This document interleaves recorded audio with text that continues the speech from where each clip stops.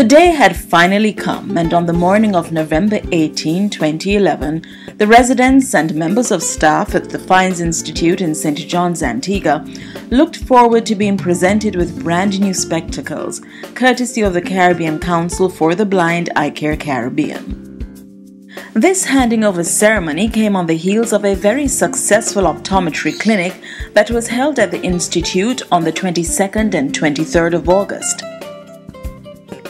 During the two-day clinic, 69 residents and members of staff were examined by Dr. Jenilyn Ang. She's a senior lecturer in optometry at the University of Guyana. She was assisted by 3 of her second-year optometry students. Of those examined, many were found to be in need of spectacles, others required low vision devices, and for a few, surgery was the only option. The team from CCB Eye Care Caribbean then carefully undertook all of the steps to ensure that the glasses would be made available in the shortest possible time. And so on the morning of November 18, the CCB team returned to the Institute, this time for the handing over ceremony. Mr. Ford admitted that he believed the ceremony was a culmination of this initiative, but he now realized that the best is yet to come. Any initiative aimed at preventing blindness and visual impairment while restoring sight and creating opportunities for persons whose sight cannot be restored is phenomenal. Mr. Grant advised that we are not near close to conclusion. He highlighted a number of areas of collaboration and commitment. I am indeed heartened for the alliance that has been formed between the Fiennes Institute and CCB. I welcome and applaud any initiative that will improve, enhance, and protect the health and well-being of residents and staff at the Fiennes Institute. And the CEO of CCB Eye Care Caribbean, Arville Grant, commended the Fiennes Institute for helping to make this process a flawless one.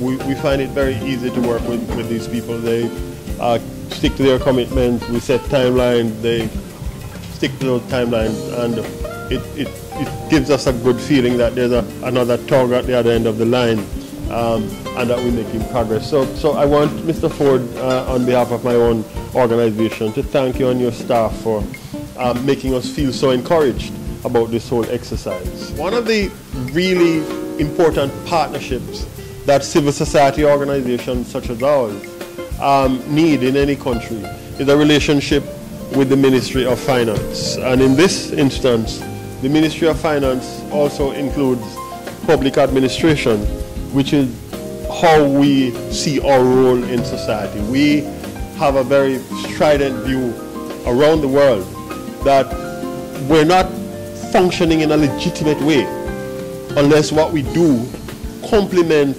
the expressed intentions, policies and practices of government.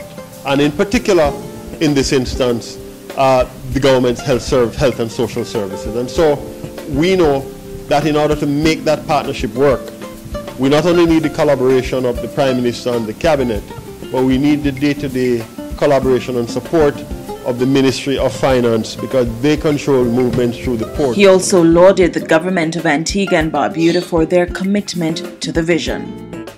Finance Minister Harold Lovell, who attended the ceremony, had high praises for CCB. And it takes a very special commitment and a very special type of person to recognize that the relevance and importance of an organization such as this must be one that reaches out to people and to make a difference to the lives of people.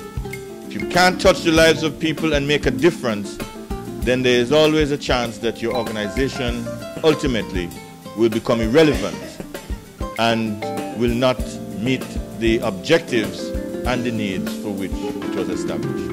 He pointed out that one of the many ways in which the government has supported the work of the CCB is in the provision of scholarships. Remember that it was announced that 4 Antiguans and Barbudans would be trained in Guyana on scholarships provided by the CCB in collaboration with the government of Antigua and Barbuda.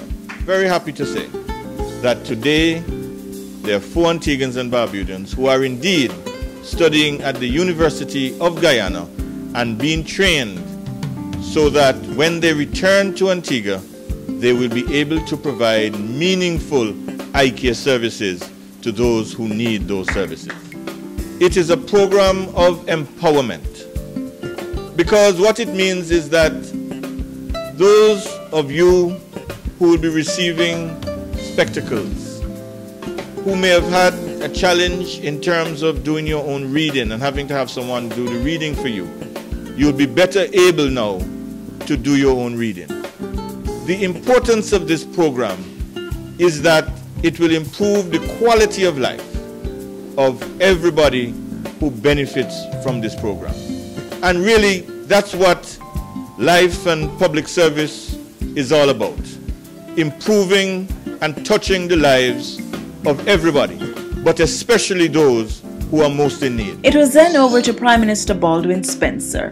He pointed out that the optometry clinic was the first step to increased collaboration with the government of Antigua and Barbuda.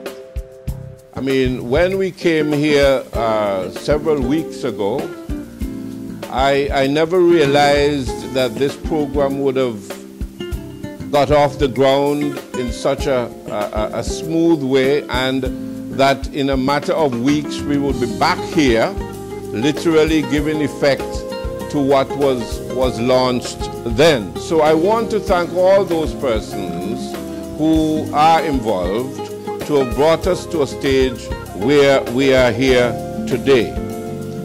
It cannot be overemphasized, the importance of vision and sight and so on. And it can also not be overemphasized that individuals, the less fortunate persons who are in certain types of institutions and so on, ought not to be left behind in the consideration of this vision and sight philosophy.